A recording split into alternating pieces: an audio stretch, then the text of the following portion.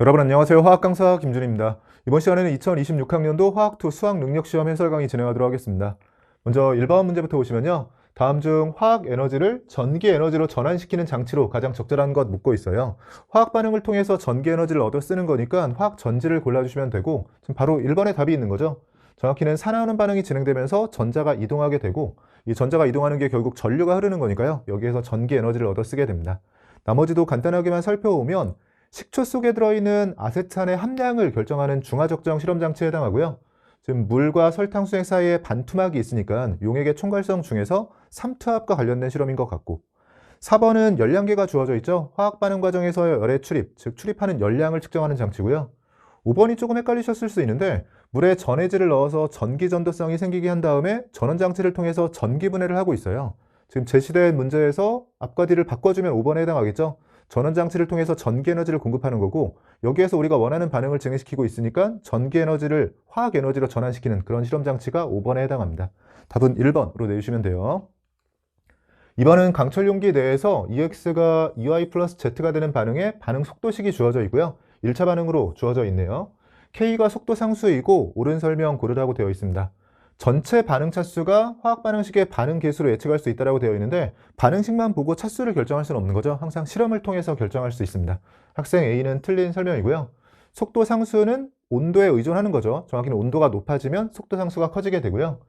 X의 양이 감소하는 속도가 Z의 양이 증가하는 속도의 2배이다. 그렇겠죠. 지금 개수를 보면 X와 Z가 2대 1이기 때문에 X의 소모 속도가 Z의 생성 속도와 비교해서 2배인 상황입니다. C가 맞는 설명이고 보기들 중에서는 답 3번으로 내주시면 돼요.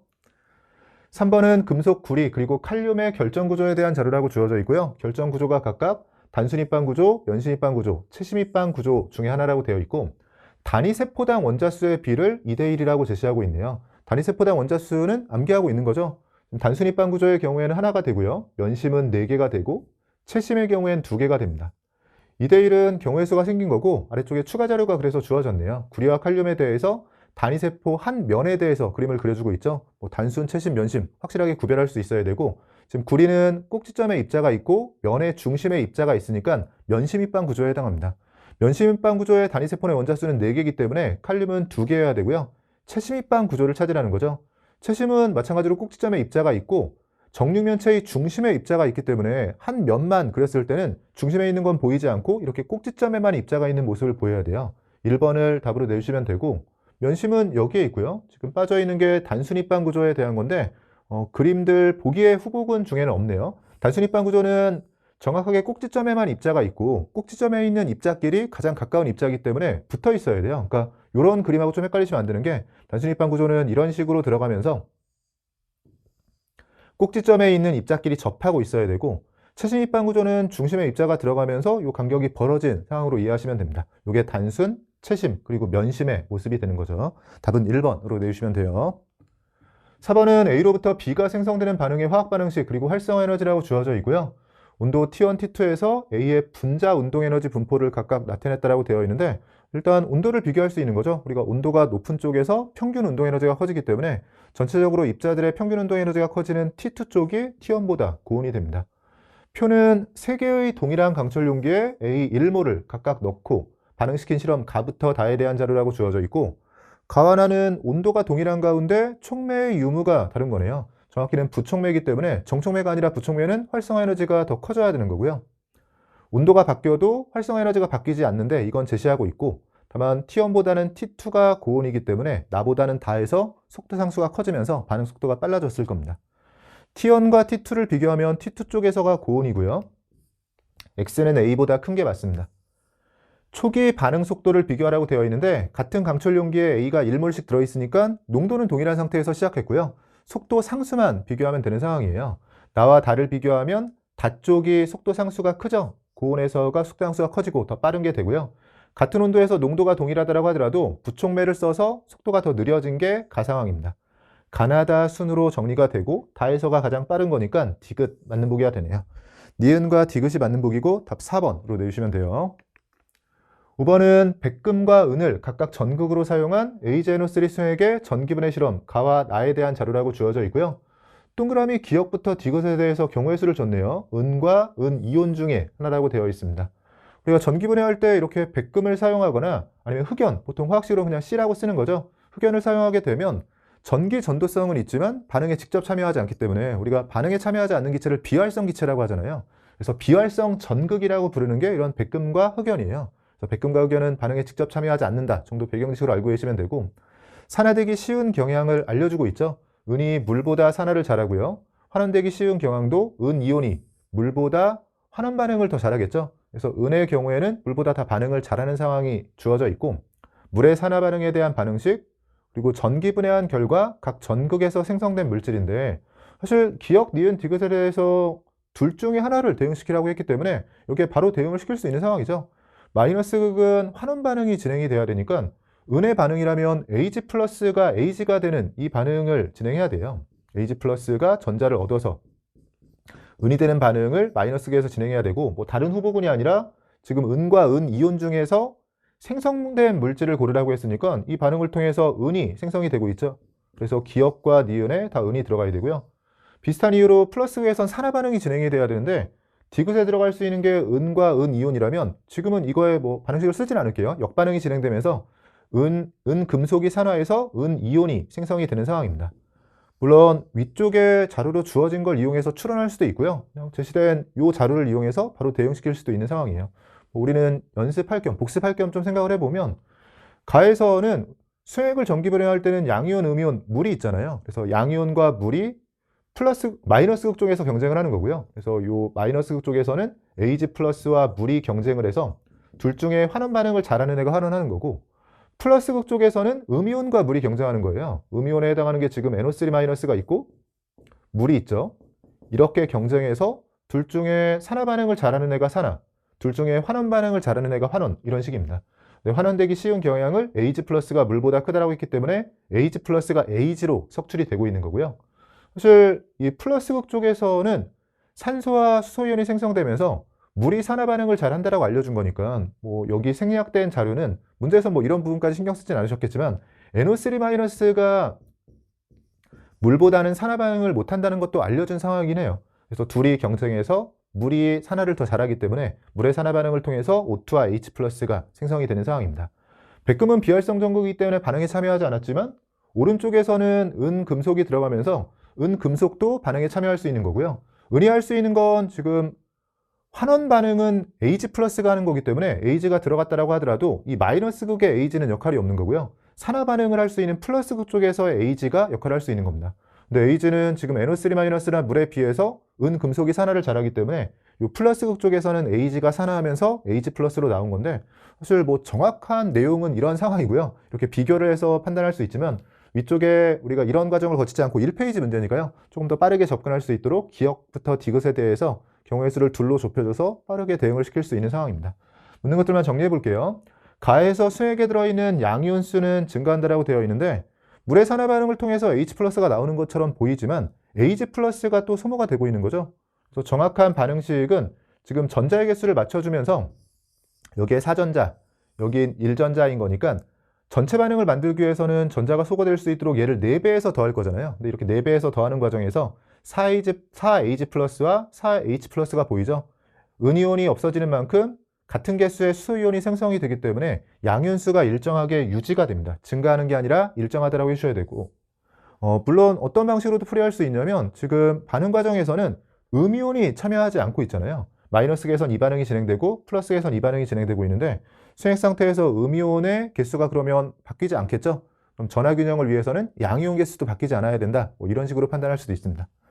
나에서 플러스 극의 전극 질량이 증가한다라고 되어 있는데 나의 플러스 극은 은 금속이 은 이온이 되고 있는 거니까 오히려 은이 녹아 나오면서 플러스 극 전극의 질량은 증가하는 게 아니라 감소하겠죠. 니은 틀린 보기가 되고요.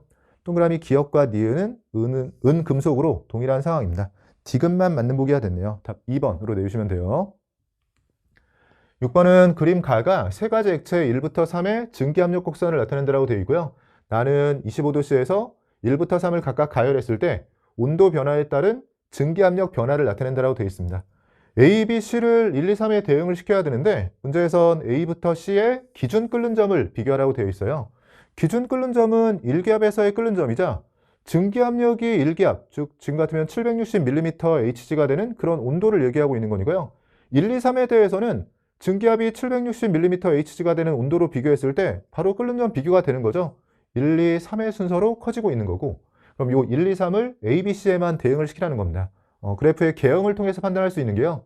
오른쪽에서 같은 증기압력 변화를 보이는데 필요한 온도 변화가 A가 일단 A, B를 비교하면 A가 더 적은 온도 변화를 가지고 증기압력은 B와 동일하게 변했으니까 일종의 기울기를 비교한다고 생각해 보면 적은 온도 변화로 증기압력 변화가 가장 커지는, 즉 기울기가 더 큰 쪽이 A 쪽이라는 거 알 수 있고요.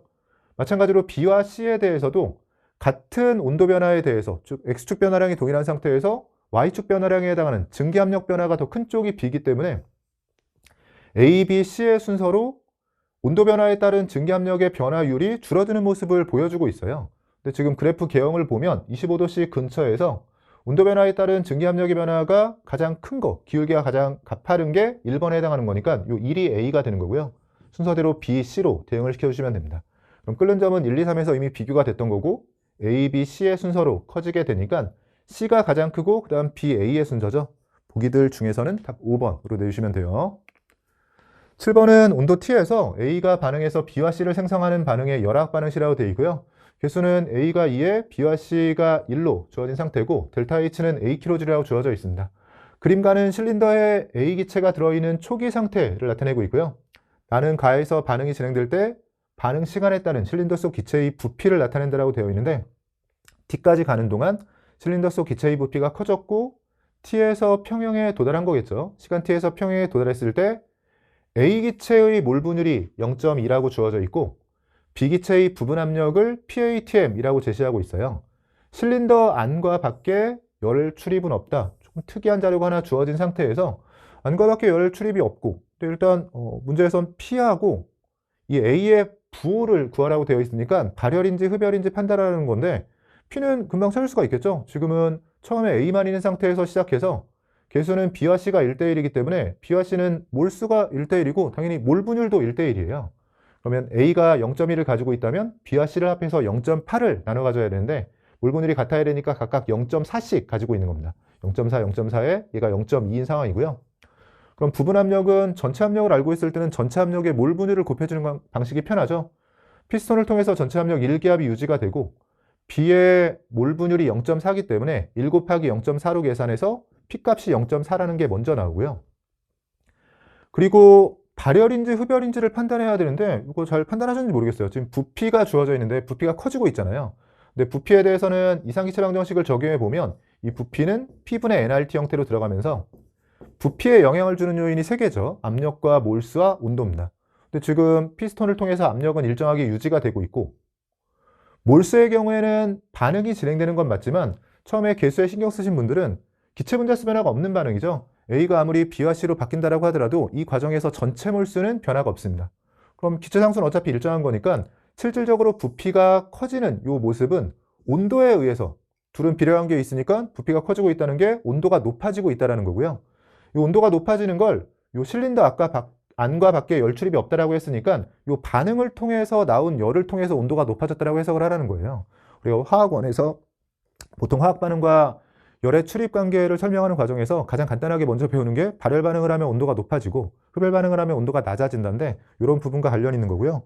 아니면 앞쪽에 나왔던 것들 중에서는 1번의 실험 장치들 중에서요. 여러분 시험지 넘기시면 되겠죠. 1번의 실험 장치들 중에서 4번에 있던 게 열량계였잖아요. 근데 열량계를 통해서 화학 반응 과정에서 출입하는 열량을 측정할 때 반응열의 부호를 판단하는 과정에서 이 온도계의 온도가 높아지게 되면 반응 과정에서 밖으로 열을 방출했다고 생각하면서 발열 반응이 진행됐다고 생각하는 거고 온도가 낮아지면 흡열 반응이 진행됐다고 생각하는 거잖아요. 근데 이때도 이 열량계 안과 밖에 대해서 열의 출입이 없다라고 가정하면서 온도가 변한 게 화학 반응 과정에서 열의 출입 때문이다. 이렇게 판단하는 겁니다.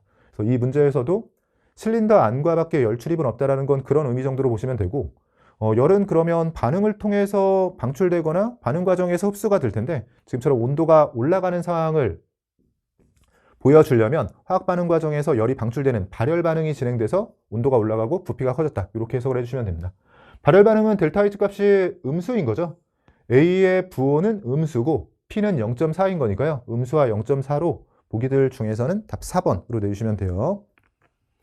8번은 물 100g에 A와 B의 질량을 달리해서 녹인 수액 가와 나의 끓는 점 오름을 나타낸다라고 되어 있고요. 끓는 점 오름은 몰랄 농도와 비례관계에 있는데, 몰랄 농도는 물의 질량이 동일하다면 A와 B가 지금 녹아 있는데 이 녹아 있는 입자의 몰수에만 비례하는 거죠. 그런 부분들이 먼저 눈에 보이고요.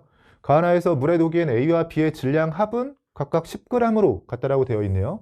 문제에선 A의 분자량과 B의 분자량에 대한 비율 관계를 묻고 있습니다.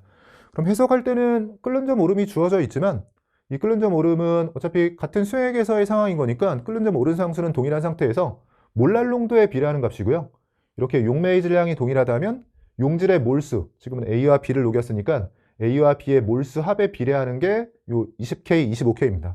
그냥 비율상으로는 4대 5라고 생각해 주시면 될 것 같고, A와 B의 질량에 대한 비율 관계가 주어져 있는데 전체 질량이 10g으로 같다라고 했으니까요.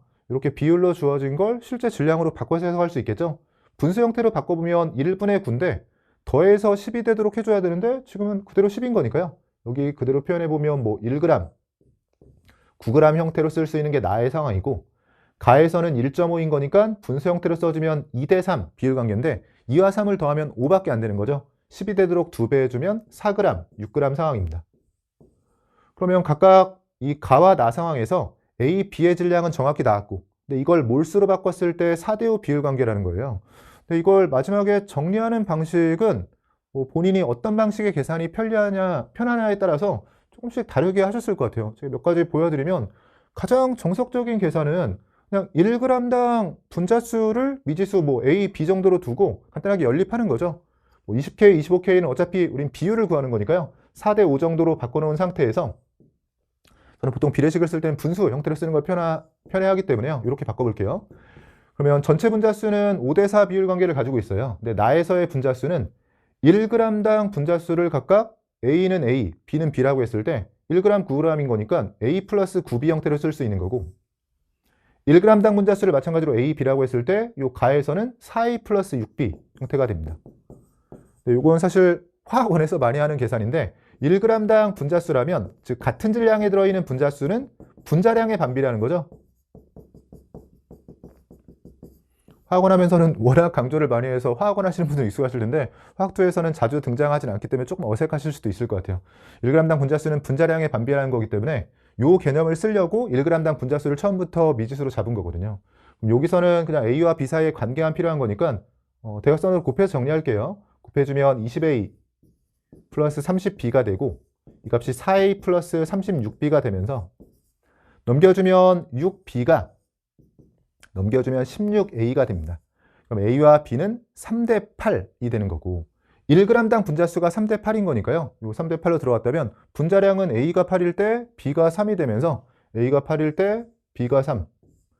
8분의 3 형태로 정리가 되네요. 답 4번으로 내주시면 되고요. 뭐 이런 방식의 풀이도 괜찮고, 아니면 여기에서 이쪽으로 넘어갈 때 이 변화를 보면서 우리가 항상 연립을 한다는 건 두 개의 변수가 같은 식에 들어있기 때문에 해석이 바로 안 돼서 그런 거잖아요. 그래서 연립의 가장 기본은 하나의 변수를 나타낼 수 있도록 소거하는 건데, 그 소거한다는 게 이렇게 두 분자의 질량합이 아니라 한쪽 분자에 대한 질량으로만 바꿔주는 거죠. 그럼 여기서 3g 빼고 3g 넣어주는 상황이었는데 이렇게 비슷하게 넘어가면서 위쪽을 10g, 아래쪽이 0g 되도록 바꿔주면 지금 3g씩 더하고 빼주면서 변화시켰을 때 4에서 5로 1 증가했잖아요. 이걸 빨리 바꿔서 여긴 3g당 1 증가인 거니까 3g당 3 증가하도록, 어차피 비율인 거니까요. 자, 3배 해볼게요. 이 자리가 12가 되고 이 자리가 15가 되는데, 그럼 여기서 여기로 갈 때 분자수는 3만큼 바뀌었다면 그 변화에 딱 3분의 1만큼 바꿔준 거니까 변화량도 3분의 1이 바뀌었다고 생각하면서 10g에 해당하는 분자수를 16으로 바로 해석할 수 있고요. 비슷하게 이번에는 아래쪽이 10g이 되고 위쪽이 0이 되는 느낌으로요. 여기서 이쪽으로 오는 상황을 생각해 보면 분모 3g 늘리고 분자 3g 줄였죠. 근데 이번엔 6g 늘리고 6g 줄여야 되니까 나에서 가로올 때의 변화와 비교했을 때 그 2배에 대한 겁니다. 그럼 15에서 12로 3 변했는데 3이 아니라 이번엔 6만큼 변했다고 생각해주면 전체 분자수가 6이 되는 거니까 이 자리를 6으로 쓸 수 있어요. 그럼 아까랑 똑같은 거죠. 같은 질량에 들어있는 분자수가 지금 분모 쪽이 A인 거니까요. 같은 질량에 들어있는 분자수가 A 쪽이 3, B 쪽이 8의 비율이라면 같은 질량에 들어있는 분자수는 분자량에 반비례하는 거니까 분자량은 8대 3으로 해석할 수 있습니다. 뭐 정석적인 방정식도 괜찮고 뭐 이런 식으로 조금 더 센스 있는 계산을 하셨어도 괜찮았을 것 같아요. 답 4번으로 내주시면 되고요. 9번은 2주기에 14에서 17쪽 원소 XY와 수소화물 가부터 라의 기준 끓는 점에 대한 자료라고 주어져 있고요. 2주기에 14에서 17쪽이라면 CnOF와 대응을 시켜야 되고, 가하나는 그런 CnOF 원자 하나당 분자의 수소가 들어가면서 분자를 형성했을 때의 상황에 대한 거고, 다와라는 X2 또는 Y2 형태로 들어가면서 그 CnOF 중에서 XY에 대응된 게 분자당 2개씩 들어가는 상황에서의 기준 끓는 점들을 제시하고 있습니다. 가나다라를 대응을 먼저 시켜야 되는데 14에서 17쪽이라면 CnOF에 대해서 대응을 하는 건데, 처음에 이 분자식을 가지고 플로린은 바로 제외를 시킬 수 있는 게요. 지금 플로린이 들어갔다라고 했을 때는 수소화물과 결합한다면 HF일 거예요. 즉 XY 중에 어느 쪽에 들어갔다라고 했을 때 HF 형태의 화학식을 가지면서 M이든 N이든 1로 들어가야 되는데, 문제는 이렇게 1로 들어가면 아래쪽에서는 0이 되기 때문에 주어진 조건을 만족할 수 없는 상황이 됩니다. 또는 뭐 화학식으로도 C2, N2, O2가 되면서 수소를 붙일 수는 있지만 F2 형태로 붙진 않으니까요. 플로린과 수소는 둘이 단일 결합을 하고 나면 더 이상 결합선이 나올 수가 없는 거죠. 그래서 플로린이 들어갈 수 없는 상태고, 그 다음 산소까지 제외를 시켜야 되죠. 산소는 지금 가와나에 들어간다라고 했을 때 산소가 하나 들어가면서 수소가 붙게 되면 얘는 H2O예요. 근데 물의 경우엔 기준 끓는 점이 100도씨라는 거 알고 있는데 가하나에 100도씨가 없기 때문에 물도 들어갈 수 없는 상황입니다. 그러면 탄소와 질소를 가지고 XY에 대응을 시켜야 되고, 가와 나에 대해선 끓는 점 비교를 해주면 메테인 CH4와 NH3 암모니아의 비교인데, 암모니아가 수소 결합을 하면서 메테인보다는 끓는 점이 높아야 되는 거죠. 그럼 나 쪽이 암모니아로 들어가게 되고요, 가 쪽이 메테인으로 들어가게 됩니다. 같은 방식으로 그러면 C2, N2 형태로 집어넣고 생각을 해주면 C2로 들어가면 C2H6, N2로 들어가게 되면 3을 넣게 되면 N2H4 형태가 될 텐데, 여기서도 이 끓는 점으로 비교해주면 되겠죠. N2H4도 마찬가지로 수소 결합을 할 수 있으니까요. C2H6 형태로 비극성 분자가 되는 무극성 분자가 되는 탄화수소보다는 끓는 점이 높아야 됩니다. 그럼 다의 경우가 N2H4 형태로 들어갈 테고, 끓는 점이 낮은 라의 경우가 C2H6 형태로 들어가게 되겠네요.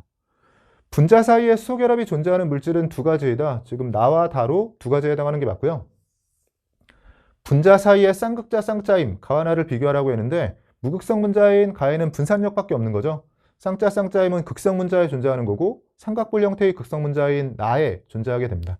나가 가보다 크다. 니은번 맞는 보기가 되고, 나와 라를 각각 구성하는 원소의 종류가 같다라고 했는데요. 나와 라는 각각 수소는 동일해도 탄소와 질소로 구성 원소의 종류가 다른 거죠. 디귿 틀린 보기가 되네요. 기역과 니은이 맞는 보기고 답 3번으로 내주시면 돼요. 10번은 그림 가는 N2와 O2 기체가 혼합된 상황이고요. 나는 가의 타이어에 CO2 8.8g을 추가로 주입한 후에 상태를 나타낸다라고 되어 있어요. 아래 분자량이 주어지기도 했고, 이산화탄소는 워낙 분자량이 익숙하니까요. 44를 기준으로 계산이 되도록 자료가 주어진 거죠. 지금 0.2몰 이 추가로 주입됐다라고 생각할 수 있고요. 기체 상수를 좀 특이하게 직접 제시하고 있네요. 0.08 atm 리터 퍼 몰켈빈으로 제시하고 있습니다.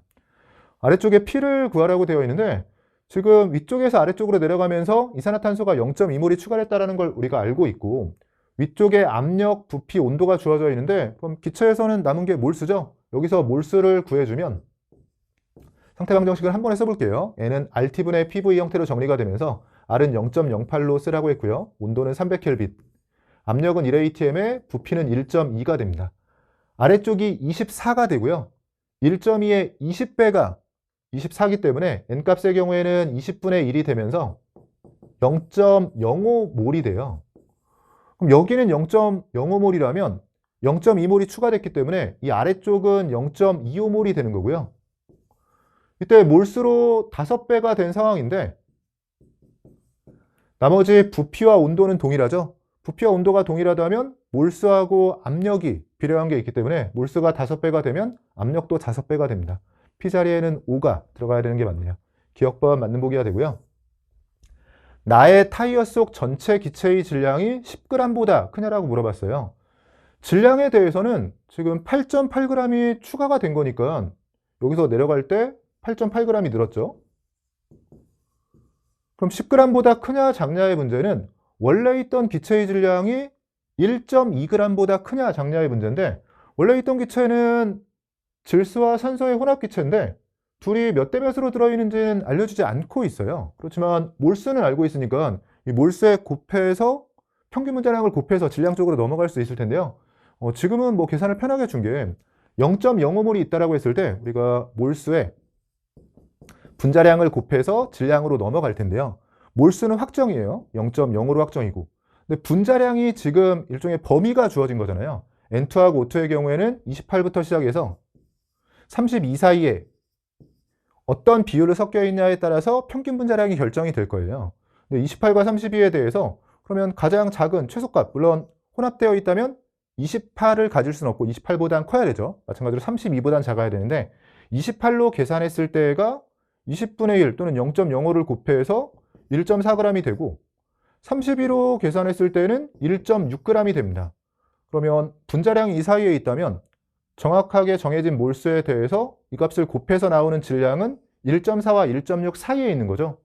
근데 지금 우리가 원했던 건 처음 있던 기체의 질량이 1.2g보다 크냐 작냐 정도의 문제였는데 1.2g보다는 그럼 확실히 큰 거네요. 1.4에서 1.6 사이에 있으니까 조금 더 정확히 푼다라고 했을 때는 여기에 8.8을 더했다라고 생각해주면 나에서 전체 기체의 질량은 10.2g보다는 큰 거고요.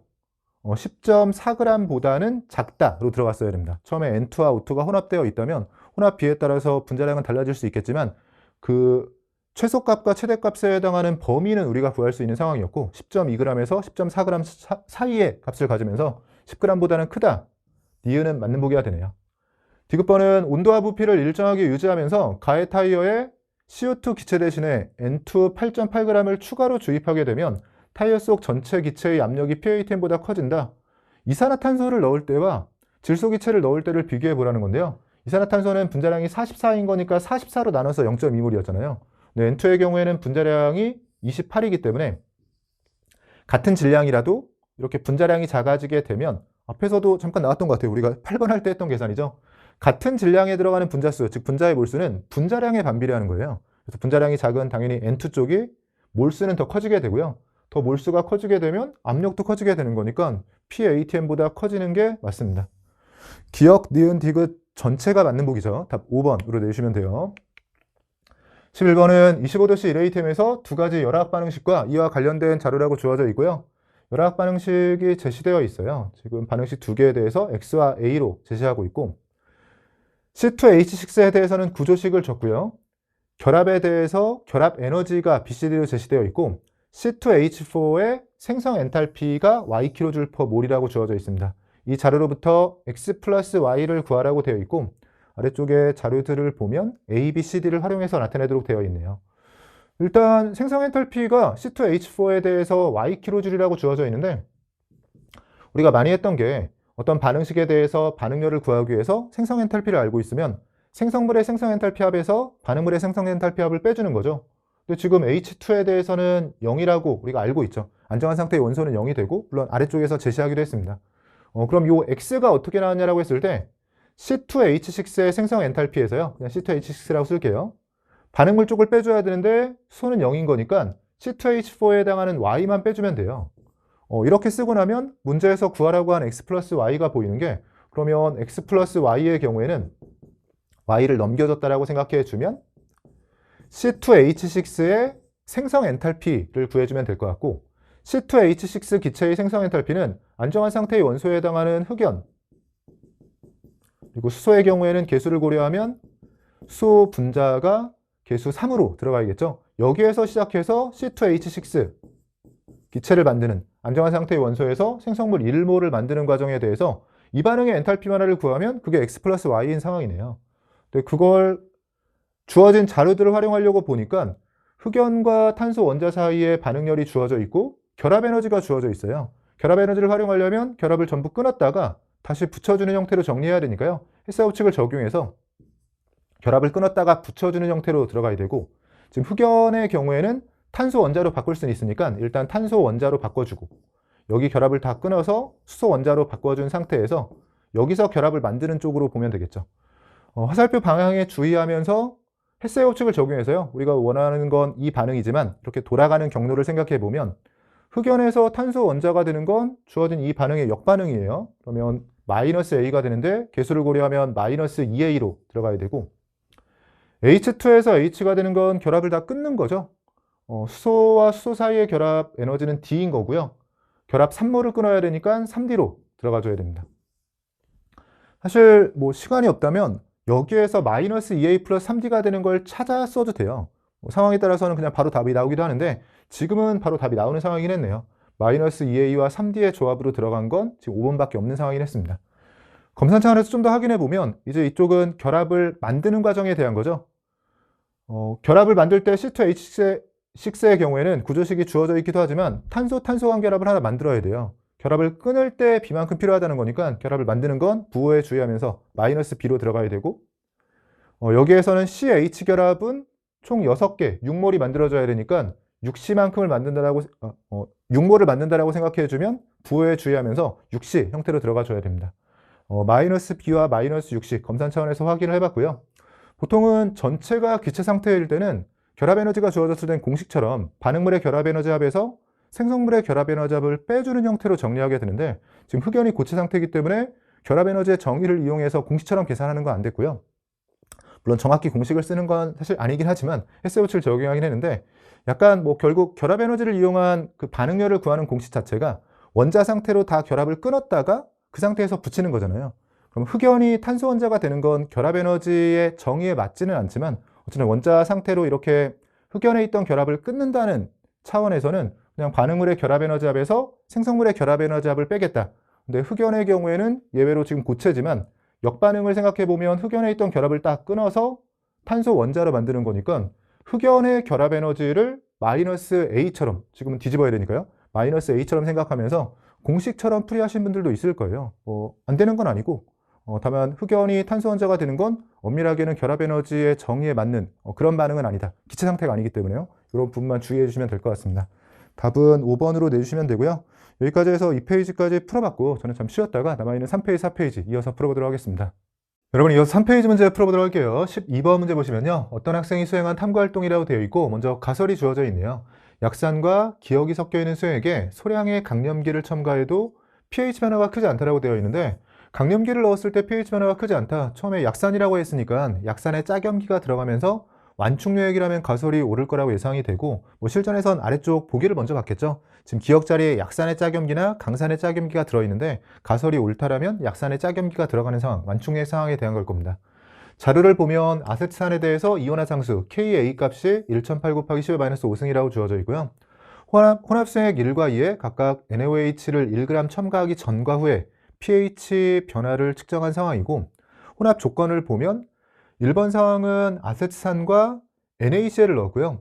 2번 상황은 아세트산과 아세트산 이온이 들어가는 아세트산 나트륨 용액을 넣으면서 2번이 완충유액 상황에 대한 거네요.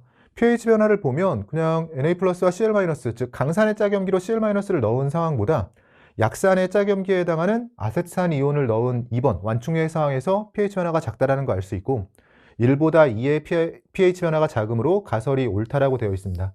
그럼 기억에는 약산의 짝염기가 들어가는 게 맞고요. 니은 자리에 NaOH를 첨가하기 전에 산성이냐 염기성이냐 정도만 찾아야 되는데 지금 아세트산, 즉 약산과 약산의 짝염기가 둘 다 0.5몰씩 들어가면서 1대1로 들어간 상황이에요. 이렇게 1대1로 들어있으면 수소이온 농도가 그대로 Ka 값이 되는 거죠. 이온화 상수 Ka 값이 지금 2번 상황에서의 수소이온 농도에 해당하는 거고요. 수소이온 농도가 1.8 곱하기 10의 -5승으로 10의 -7승 보다 큰 거니까 중성보다 수소이온 농도가 커지면서 산성 상황인 겁니다. 약산의 짝염기가 들어가야 되고 산성으로 들어가야 되니까 보기들 중에서는 답 2번으로 내주시면 돼요. 13번 문제 보시면요. A와 C가 각각 분해되는 반응의 화학 반응식 그리고 속도식이라고 되어 있고 지금 반응식 둘이 주어져 있고 속도식을 보면 둘 다 1차로 제시되어 있습니다. 그림 가는 온도 T에서 강철 용기에 A와 C를 넣은 초기 상태라고 되어 있고요. A의 몰수만 정확히 줬네요. 나의 경우에는 가에서 반응이 진행될 때 반응 시간에 따른 물질의 양을 나타냈다라고 되어 있는데 두 개의 그래프에 대해서 하나는 A와 B의 몰수합이고 나머지 하나는 A와 C의 몰수합인데 순서 없이 나타냈다라고 되어 있습니다. 근데 뭐 바로 찾을 수 있는 게 A와 B이거나 A와 C인데요. 초기 조건을 보면 되겠죠. 초기에 A와 C가 있었기 때문에 A와 B라고 했지만 초기 조건엔 B가 없으니까 그냥 A의 몰수가 있을 테고 나머지 한쪽이 A와 C의 몰수합이잖아요. 그럼 둘 중에 큰 쪽이 A와 C의 몰수합이 됩니다.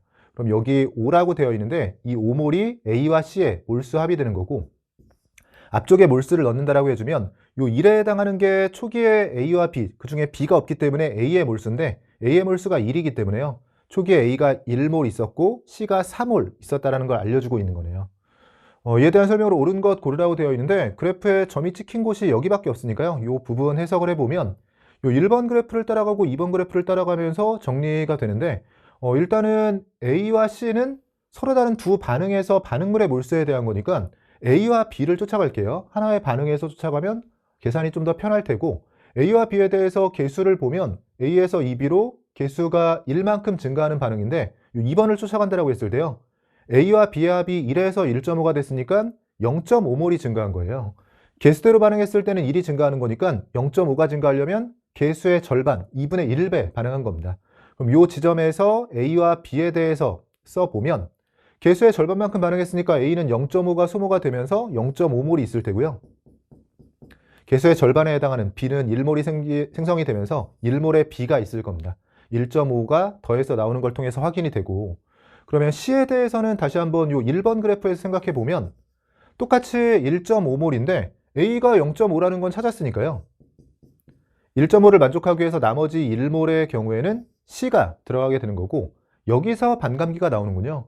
지금 A와 C가 둘 다 반응물로 들어있는 상태에서 반응물에 해당하는 A와 C를 쫓아가면 T만큼 지났을 때 A는 절반이 됐고 T만큼 지났을 때 C는 4분의 1이 됐으니까 위쪽에 반감기를 표시해 볼게요.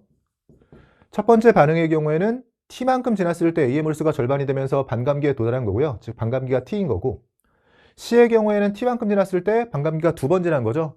4분의 1배가 됐으니까 반감기는 0.5T로 해석이 됩니다. 이제 묻는 것들만 정리해 볼게요. 1번에 해당하는 게 A와 C의 몰수합이다. 1번이 A와 C의 몰수합이 맞고요. 분해 반응의 반감기 C가 A의 2배라고 되어 있는데 반감기는 A 쪽에서가 T, C 쪽에서가 0.5T인 거니까 A 쪽에서가 2배입니다. C는 A의 2분의 1배죠. 2T일 때 A와 C의 부분 압력의 B를 물었는데 어차피 같은 공간에 있기 때문에 부분 압력의 B는 몰수 B를 생각해 주면 되고요. T만큼 지났을 때의 몰수를 알고 있고 반감기도 알고 있으니까 2T만큼 지났을 때의 몰수도 우리가 구할 수 있어요. 이 2T 상황에서의 몰수를 이쪽에 표시해 보면 한 번 더 반감기가 지난 거니까 A의 경우에는 0.25몰이 있을 테고요.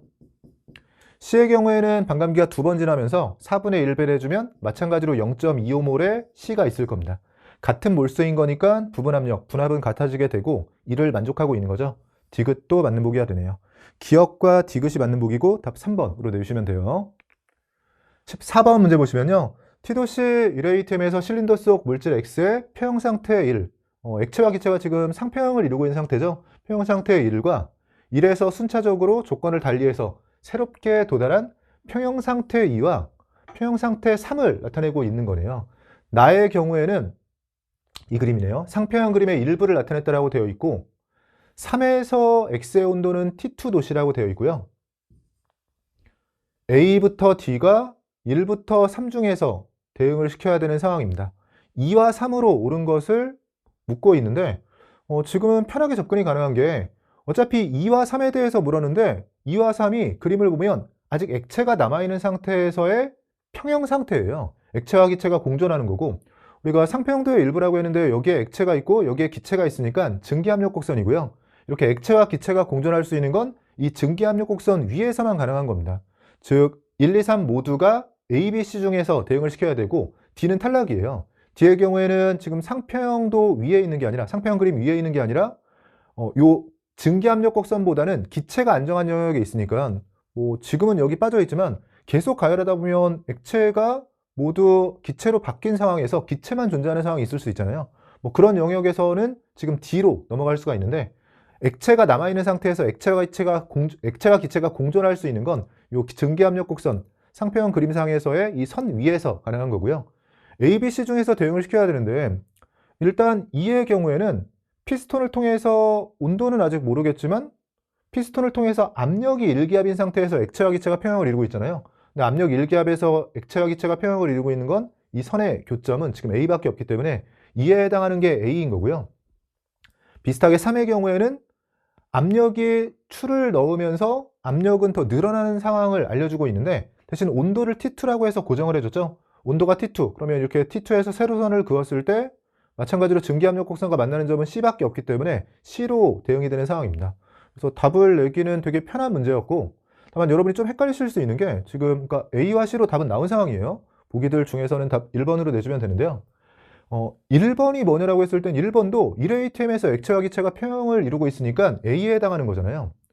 그럼 살짝 이 문제에서 함정 역할을 할 수 있었던 게 뭐냐면 지금 여기 가열을 한다라고 되어 있는데 가열을 한 상태에서 1번에서 가열을 했으니까 뭐 자연스럽게 그냥 온도가 높아질 거라고 생각하면서 우리가 보통의 경우에는 가열을 하면 뭐 일상생활에서요. 뭐 물을 가열했다 그럼 온도가 높아지는 걸 떠올리다 보니까 가열을 통해서 온도가 높아지게 되면 A보다는 높은 온도가 필요한 거니까 B가 아닐까, 2번이 B가 아닐까 이렇게 생각할 수 있거든요. 이 부분 주의해 주셔야 될 게 가열을 하더라도 지금은 상변화가 진행되고 있죠. 그래서 우리가 보통 잡열이라고 부르게 되는데 숨겨진 열이란 뜻이잖아요. 그래서 예전에도 왜 과학자들이 잡열이라고 부르면서 숨겨진 열이라고 했었냐면 보통의 경우에는 열을 가해주게 되면 그 물질이 바뀌지 않는다면 온도가 올라가는 게 맞아요. 그러니까 열을 가했을 때 그 물질이 바뀌지 않는 거, 뭐 예를 들면 우리가 물을 가열해서 온도가 올라간다던가 아니면 수증기만 있을 때 수증기를 가열해서 수증기의 온도가 올라가는 이런 상황들은 물질이 바뀌지 않는 가운데 그 물질에 열을 공급해주게 되면 그 물질의 온도가 올라가게 됩니다. 그래서 우리가 뭐 비열을 알고 있으면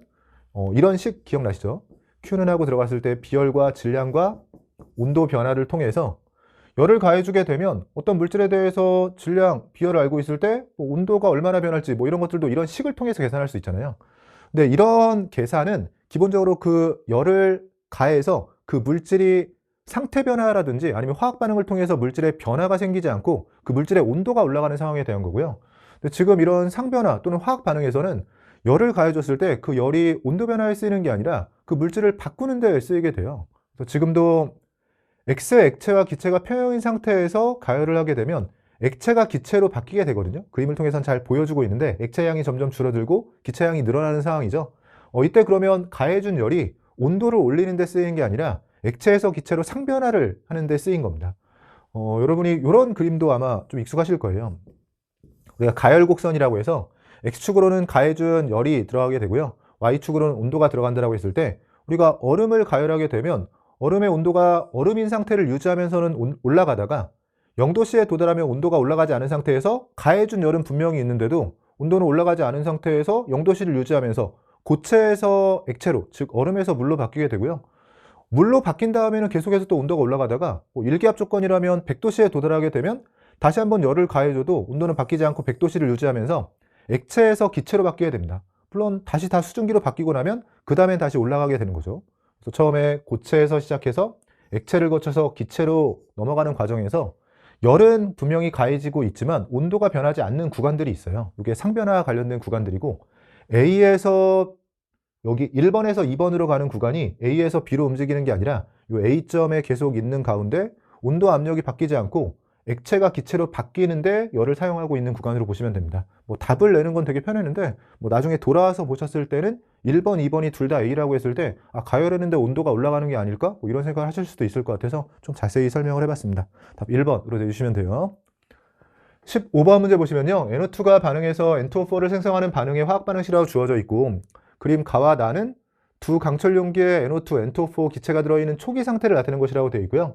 가에서는 정반응이 진행됐다고 되어 있고 나에서는 역반응이 우세하게 진행되어서 온도 T에서 가와 나는 각각 평형 상태 1과 2에 도달했다고 알려주고 있어요. 이에 대한 설명으로 옳은 것 고르라고 되어 있고 정반응 그리고 역반응이 우세하게 진행됐다는 걸 통해서 기억에서는 반응 지수를 비교하라고 했는데요. 가에서의 Q가 있을 테고 나에서의 Q가 있을 테고 K가 있을 텐데 가에서는 정반응이 진행됐다는 건 평형상수보다 반응 지수가 작다는 얘기고요. 나에서는 역반응이 진행되려면 평형상수보다 반응 지수가 크다는 얘기니까 가에서의 반응 지수와 나에서의 반응 지수가 가운데 평형상수를 두고 비교가 되는 상황이죠. 나 쪽에서가 큰 겁니다. 나에서가 가에서보다 크다. 기억번 맞는 보기가 되고요. 니은번, 디귿번은 N2O4의 몰 분율, 그리고 디귿번도 비슷한 거네요. 전체 기체의 압력에 대해서 1과 2를 비교하라는 건데 지금 평형 상태에 대한 뭔가 조건을 주지 않고 또 평형 상수도 주지 않은 상태에서 갑자기 평형 상태에서 어떻게 되냐를 비교하라고 하니까 좀 물음표가 생기실 수도 있는데, 우리가 이런 형태의 문제들 많이 분석을 했던 게요. 지금 NO2하고 N2O4가 즉 반응물과 생성물이 둘 다 들어있는 상태에서 정량적으로 비교하려면 좀 어려워요. 그래서 한쪽으로 보통 몰아놓고 풀게 되는데, 지금은 질량으로 주어져 있으니까 질량 보존을 이용해서요. N2O4를 전부 NO2로 바꾼다라고 생각해 주면, 즉 이 Xg을 전부 NO2로 바꿨다면 NO2가 초기에 2Xg 그리고 N2O4는 없는 상태에서 평형에 도달해도 어차피 동일한 평형 1로 가는 거고요. 우리가 뭐 개념적으로는 제가 이런 그림을 통해서 많이 언급을 했던 것 같아요. 처음에 공을 여기에 두던 어차피 평형 상태라는 게 주어진 반응 조건에서 가장 안정한 상태인 건데 다 여기로 움직이게 됩니다. 그래서 여기에서는 이쪽으로, 여기서는 이쪽으로 움직이는데, 이런 게 처음에 반응물만 놓고 오면 정반응을 통해서, 뭐 생성물만 있을 때는 역반응을 통해서, 반응물과 생성물이 같이 있는 건 뭐 이런 자리들일 텐데, 어디에서 시작해도 어차피 평형 상태는 정해져 있으니까 이쪽으로 온단 말이에요. 그러면 중간에서 시작하는 것들이 좀 해석이 안 될 때는 한쪽으로 몰아놓고 해석을 할 수 있어요. 그래서 반응물 쪽으로 몰아도 되고 생성물 쪽으로 몰아도 됩니다. 저는 반응물 쪽으로 몰았는데 뭐 생성물 쪽으로 몰아놓고 시작한다라고 해도 결과는 동일해져요. 어쨌든 지금은 NO2 쪽으로 몬다라고 했을 때는 NO2가 2Xg이 있는 거고요.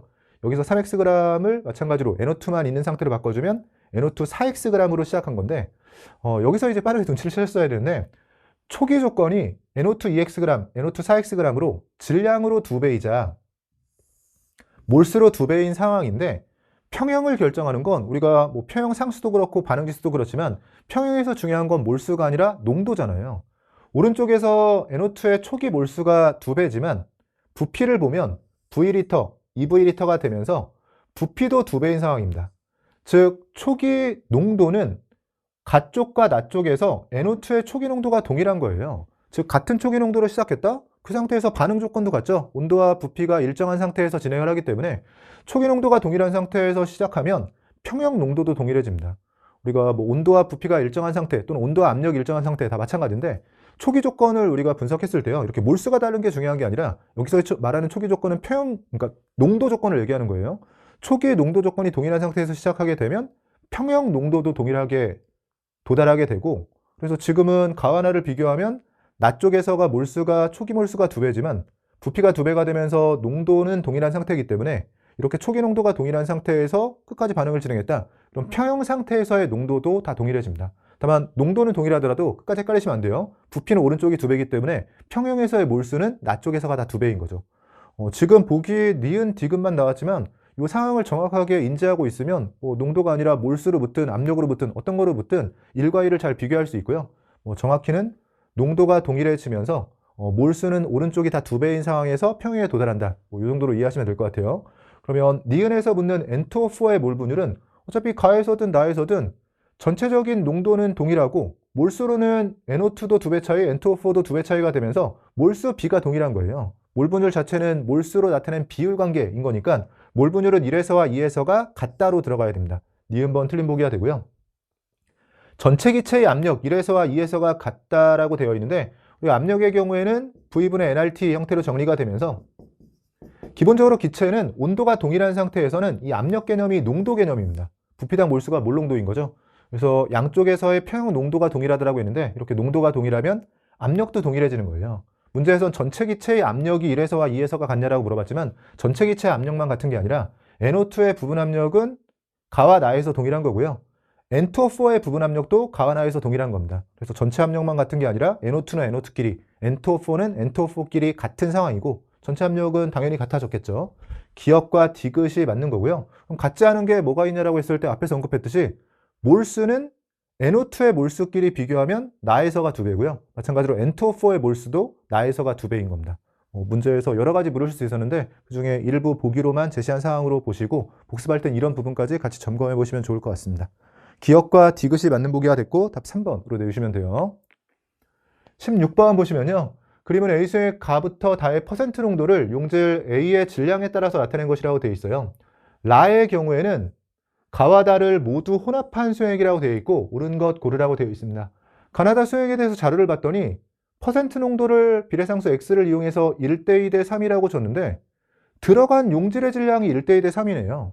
우리가 퍼센트 농도라는 게 용액의 질량분의 A의 질량이 될 텐데 A의 질량이 1대 2 대 3일 때 퍼센트 농도도 1대 2 대 3이 됐다는 건 용액 질량은 가나다에서 다 동일했다는 거죠. 그러니까 용액의 질량을 놓고 보면 뭐 여기도 W, 여기도 W, 여기 W 이런 식으로 들어가야지만 전체 용액의 질량분의 A의 질량 지금 이렇게 나눴다라고 생각해 주면요. 여기 곱하기 100을 해주는 거죠. 그럼 분모가 동일해야지만 분자가 1대 2 대 3일 때 이 퍼센트 농도가 그대로 1대 2 대 3이 될 겁니다. 그래서 용액 질량이 동일하다라는 조건을 알려주고 있는 거고 뭐 실전에서는 어차피 묻는 것들이 다 비율 관계인 거니까요. 그렇게 동일한 용액 질량을 만약에 100g이라고 두면 뭐 Ag, 2Ag, 3Ag이 그대로 X, 2X, 3X%가 되는 거니까 뭐 A와 X를 같다라고 두면서 W는 100이라고 두고 계산을 하셨어도 돼요. 저는 그래도 해설을 해야 되니까 문자는 남겨두고 한번 해볼게요. 기억번에 나와 다의 몰랄 농도 B가 2대 3이냐라고 물었는데 나와 다에서 퍼센트 농도는 2대 3인데 몰랄 농도도 2대 3이냐라고 묻는 거죠. 근데 몰랄 농도의 경우에는 비율 관계만 놓고 보면 분모에는 질량이 들어가는데 용매의 질량이 들어가고 분자 쪽에는 몰수가 들어가는데 용질의 몰수가 들어갑니다. 근데 지금 나와 다를 비교한다라고 했을 때는 용질의 몰수, 즉 A의 몰수는 A의 질량이 2대 3이면 A의 몰수도 2대 3이에요. 근데 분자 쪽이 2대 3인데 전체 몰랄 농도가 2대 3을 그대로 유지하려면 분모에 들어가는 용매의 질량이 일정해야 되죠. 근데 지금은 용매의 질량은 용액 질량은 같지만 용매 질량은 나에서는 W-2A, 다에서는 W-3A인 거니까 용매 질량이 나와 다에서 같을 수가 없습니다. 분자에 들어가는 용질 몰수는 2대 3이 맞지만 분모는 같은 값을 갖는 건 아니기 때문에 몰랄 농도가 2대 3이 될 수는 없죠. 기억 틀린 보기가 되고요. ppm 농도가 라가 가의 2배이다. 라의 경우에는 가와 다를 모두 혼합한 수행이라고 되어 있는데요. 가와 다를 일단 혼합했다라고 해주면 전체 질량 EW에 A의 질량은 4A가 되면서 뭐 당연하지만 약분시켰을 때요. W분의 2A 형태로 전체 질량 중에서 A의 질량이 나하고 동일해지면서 지금 X%, 3X%인데 용액 질량이 같으니까 사실 1대1로 섞은 거거든요. 우리가 퍼센트 농도는 분모에 들어가는 게 용액 질량이기 때문에 용액 질량을 기준으로 혼합 용액의 농도를 구할 때 내분을 할 수가 있죠. 그래서 뭐 익숙하신 분은 가와 다를 전체 용액 질량이 1대1이라는 걸 봤을 때 뭐 X와 3X를 1대1로 내분하는 뭐 평균값에 해당하는 2X가 될 거다 이렇게 판단을 하셨을 테고 아니면 정석적으로 계산한다라고 해도 가와 다를 모두 혼합하게 되면 용액의 농도 자체는 나하고 동일해집니다. 지금은 ppm 농도를 물었는데요. 사실 퍼센트 농도는 곱하기 100을 해주는 거고 ppm 농도는 파트 퍼 밀리언이라고 해서 곱하기 10의 6승을 해준다 뿐이지 앞쪽에 붙는 게 용액 질량분의 용질 질량에 대한 비율 관계라는 건 동일한 거죠. 그래서 퍼센트 농도로 몇 배다라는 게 나오면 그게 ppm 농도에서도 그대로 유지가 되는 거예요. 그럼 가의 경우에는 X% 수액이었고 라의 경우에는 2X% 수액이 되면서 퍼센트 농도로 2배인 건데 그럼 ppm 농도로도 자연스럽게 2배가 됩니다. ppm과 퍼센트는 비율 관계는 어차피 용액 질량분의 용질 질량이라는 건 정해져 있고 거기에 100을 곱할 거냐 아니면 10의 6승을 곱할 거냐의 차이이기 때문에 비율 관계는 그대로 유지가 돼요. 니은번 맞는 보기가 되고요. A의 몰 분율 나에서와 라에서가 같냐라고 물었는데 나도 2X% 수액이고 라도 2X% 수액이 되면서 둘은 양이 다를 뿐이지 어차피 몰 분율이라는 게 비율 관계잖아요. 그러니까 전체적으로 보면 지금 나와 비교했을 때 라의 경우에는 전체 용액 질량도 2배, A의 질량도 2배가 되면서 물이든 A든 전체적으로 몰수가 2배, 질량이 2배가 된 상황인 거예요. 근데 그렇게 2배가 됐다라고 하더라도 어차피 비율 관계는 동일한 거니까 같은 농도의 용액인데 그냥 양만 다른 거죠. 비율 관계는 동일하다. 즉 나에서와 라에서가 A의 몰 분율은 같은 겁니다. 마찬가지로 뭐 몰 분율만 같은 게 아니라 여러 가지 농도들 어떤 걸 물어봐도 농도는 어차피 비율인 거니까 다 나에서와 라에서가 같은 거예요. 문제에서 만약에 몰 분율이라고 하지 않고 A의 몰랄 농도는 나에서와 라에서가 같다. 그래도 맞는 거고요. A의 몰 농도가 나에서와 라에서가 같다. 그래도 맞는 겁니다. 니은과 디귿이 맞는 보기가 되고요. 보기들 중에서는 답 5번 내주시면 됩니다. 여기까지 해서 3페이지까지 풀어봤고요. 저는 잠시 쉬었다가 마지막 남아있는 4페이지 이어서 풀어보도록 하겠습니다. 여러분 이어서 4페이지의 마지막 남아있는 뇌문항 풀어보도록 하겠습니다. 17번 문제 보시면요. A로부터 B가 생성되는 반응의 화학 반응식과 반응 속도식이라고 되어 있고 A가 2B가 되는 반응이고 1차 반응이라고 주어져 있네요. 가는 강철 용기 1과 2의 초기 상태를 나타낸다라고 되어 있고요. 나는 반응이 진행될 때 반응 시간에 따른 A와 B의 질량비를 나타냈다라고 되어 있습니다. 추가로 자료가 주어진 게 1번에서 T일 때 A의 질량이 3분의 xg이라고 줬고요. 지금 그래프를 보면 1번에서 t 위치는 이 자리에 해당하는데 다행히 y축 자료가 상대값이 아니라 실제 비율 관계를 준 거기 때문에 A의 질량만 준 것처럼 보여도 B의 질량이 6배라는 걸 이용하면 B의 질량까지 준 거죠. 정확히는 A의 질량을 지금 3분의 xg이라고 해주면 이거의 6배인 거니까 B의 질량은 2xg으로 제시가 되는 상황입니다. 문제에서 구하라고 한 것부터 먼저 확인해 볼게요. 2번 실험 기준으로 ET에서 A의 몰 분율을 구하라고 되어 있고요. 지금은 질량 자료 위주로 주어져 있는데 ET만큼 시간이 지났을 때 A의 몰 분율을 구하기 위해선 우리가 반응식이 주어져 있으니까 A와 B의 분자량비가 나오는 거죠. 질량 보존에 의하면 A의 분자량과 B의 분자량을 놓고 봤을 때 B의 분자량을 1이라고 해주면 전체 질량 맞추기 위해서 A의 분자량이 2가 되는 상황이고요. 분자량비를 알고 있으니까 ET에서 A와 B의 질량비만 알아내면 몰수비가 나오고 몰 분율을 구할 수 있는 상황입니다.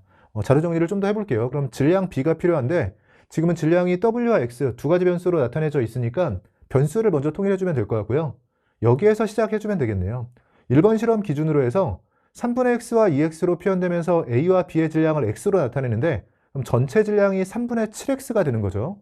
근데 질량 보존에 의해서 초기에도 전체 질량이 3분의 7x가 나와야 되고 3분의 7x가 나오려면 이 4w에 해당하는 게 3분의 4x g이어야지만 둘을 더해서 3분의 7x를 맞출 수가 있습니다. 그럼 여기서 w와 x 사이의 관계가 나온 거죠. 4 약분시키고 생각해 보면 w g이 3분의 x g이고요. w가 3분의 x인 거니까 여기에 3w가 xg으로 정리가 되고 그럼 2번에서는 전체 질량이 3xg인데 우린 문제에서 묻는 게 2번인 거니까 2번 실험으로 넘어가야 되죠. 요 2번 실험에서 이 자리도 자료가 주어져 있는데 분수 형태로 분자 분모가 2배 차이가 나야 돼요. 근데 질량으로 2배 차이 그리고 전체는 3x인 거니까 x와 2x로 나눠 가지고 있어야 됩니다. 즉 분모의 A의 질량이 xg이 되고 분자의 B의 질량이 2xg으로 들어가게 되고요.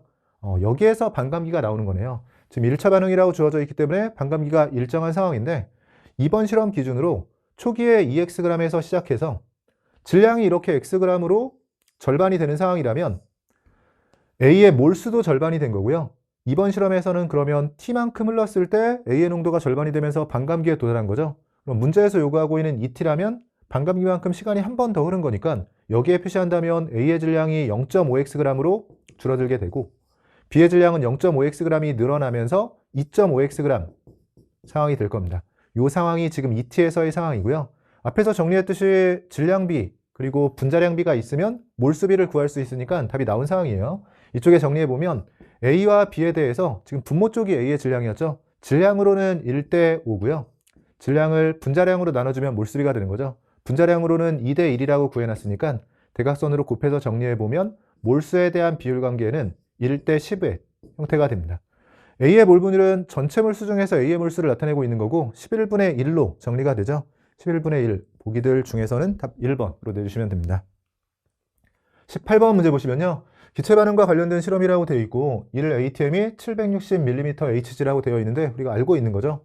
화학 반응식을 보면 개수가 A의 개수만 빠져 있네요. 아래쪽은 BC의 개수를 고려하면 기체 분자수 변화가 없는 반응으로 좀 특별한 반응입니다.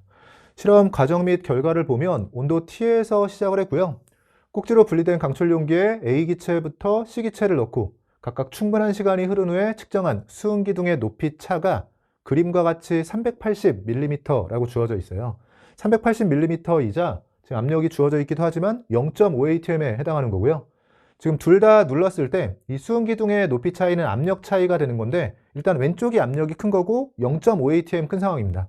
그럼 2atm인 거니까 0.5atm 차이로 C의 압력은 1.5atm이라는 걸 알 수가 있고요.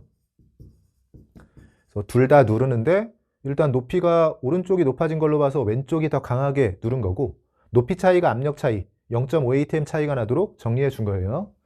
꼭지 1을 열어서 A가 모두 소모될 때까지 반응시키고 충분한 시간이 흐른 후에 측정한 H1과 H2의 차이가 0이었다라고 제시하고 있어요. 먼저 꼭지를 열고 A와 B를 반응시킨 거고요. 이때 A가 모두 소모됐다라는 중요한 조건을 줬고 높이 차이가 없어졌다는 건 압력이 같아지는 건데 뭐 여기는 바뀐 게 없으니까요. 그럼 꼭지를 열고 나서 반응 후에 전체 압력이 1.5atm으로 바뀌었다는 겁니다. 여기가 1.5atm으로 반응 후에는 바뀌어야 되는 거고 이 부분을 먼저 정리해 볼까요? 그러면 지금 압력으로 주어진 상태에서 풀이 과정에서는 두 가지 중에 한 가지 선택을 하셨을 것 같아요. 지금 온도가 일정하니까 PV를 몰수처럼 생각하면서 접근하셨어도 되고요. 아니면 꼭지를 열어놓고 나면 부피가 EV로 온도뿐만 아니라 부피까지도 고정된 상태에서 반응하는 거기 때문에 그냥 압력이 몰수에 비례한다고 생각하면서 압력으로 양론 계산, 양적 관계 계산을 해주셔도 됩니다. 저는 그냥 압력으로 해볼게요. 만약에 꼭지를 열었다라고 생각해주면 위쪽에 표현을 해볼까요? A의 경우에는 부피가 2배가 되면서 1.5가 되고요. B의 경우에는 1atm 기준으로 시작을 하는 거예요. 근데 문제에서 A의 경우에는 모두 소모됐다라는 걸 알려준 거고, 그럼 A는 모두 소모된 상황이라면 일종의 우리가 뭐 화학원에선 가리고 풀기라고 제가 부르는 건데 A 빼고 생각할 수 있는 거죠. 어차피 A는 없어질 거니까 끝나고 나서 1.5atm이 되려면 B와 D의 합으로 1.5atm이 돼야 되고요. 그럼 B와 D만 놓고 보면, 즉 A를 가리고 생각해 보면 1에서 2로 개수대로 반응했을 때는 1만큼 증가하는 건데 지금은 1에서 1.5로 0.5만큼 증가해야 되니까 개수의 절반만큼 반응한 겁니다. 그럼 B의 경우에는 0.5 반응한 거고요. D의 경우엔 개수의 절반에 해당하는 1이 생성되면서 여기서 확인해주면 되겠죠. A는 모두 소모되면서 B가 0.5, D가 1이 있으니까 전체 1.5atm을 만족할 수 있는 상황입니다. 여기에서 개수는 나온 거네요. 지금 반응할 때의 상황을 보면 1.5 대 0.5 대 1로 3대 1 대 2로 반응하고 있으니까요. X의 개수, 그러니까 A의 개수이자 X 자리가 3이라는 걸 알아낸 상황이고요. 그래서 이렇게 반응이 끝이 났고, 그 다음 꼭지 2를 열어서 다시 한번 이제 아래쪽 반응이 진행되는 거죠. 이때 주의해야 될 건 기체 분자수 변화가 없는 반응이기 때문에 반응 과정에서 전체 몰수의 총합은 꼭지를 열고 나서 반응이 진행돼도 바뀌지 않을 겁니다. 꼭지 2를 열어서 반응을 완결시키고 충분한 시간이 흐른 후에 측정한 H1과 H2의 차이가 76mm이자 0.1atm 차이가 났다는 거죠. 그럼 이번엔 이쪽은 1.5atm으로 고정인 거니까요. 이 오른쪽에 꼭지를 열고 나서 반응이 끝났을 때의 상황에서 지금은 절대값인 거니까 0.1atm 차이가 나려면 1.4atm일 수도 있고 또는 1.6atm이 될 수도 있죠. 어느 쪽이 이 그림처럼 수은기둥의 높이가 어느 쪽이 높은지를 알려주면 바로 판단할 수 있는데요. 지금은 그런 조건을 제시하지 않았기 때문에 둘로 경우의 수가 생긴 거고, 다만 여기서는 둘 중에 어떤 경우에 해당하는지를 바로 판단할 수 있었던 게 반응식이 특이한 상황이었죠. 지금 B와 C가 2로 바뀌는 반응을 해도 기체 분자수 변화가 없는 반응이기 때문에요. 사실 콕을 열고 나서 두 기체가 반응하기 전에 섞여 있는 상태에서의 압력이 있었을 텐데 그 압력이 반응 과정에서 어차피 몰수가 안 바뀌니까 그대로 유지가 되는 상황이에요. 즉 1.4냐 1.6이냐의 문제에서 정확히는 이 자료가 제시하고 있는 건 반응이 완전히 끝난 후의 압력이지만 콕을 열고 나서 반응을 하기 전 초기 압력도 어차피 최종 반응 후의 압력과 동일하기 때문에 그냥 초기 압력을 찾는 것처럼 생각해 주시면 되고, 그럼 이때 직관적으로 바로 보이셨을 텐데 1.5atm과 2atm을 섞는 거잖아요. 제가 기체에서는 앞쪽에서 잠깐 등장을 했던 것 같은데 우리가 기체 이상기체 방정식을 써보면 압력의 경우에는 V분의 N RT가 되면서 이상기체 방정식을 써본 거예요. 이때 온도가 일정한 상황이라면 R도 어차피 기체 상수로 일정한 거니까요. 기체에서는 압력의 의미가 농도의 의미를 가지고 있어요. 제가 화학원 하면서는 정말로 강조를 많이 하는 것 중에 하나인데 이 농도, 뭐 설탕물 같은 거 생각해 보시면 만약에 10% 설탕물이 있는데 이 10% 설탕물과 다른 설탕물을 섞었다.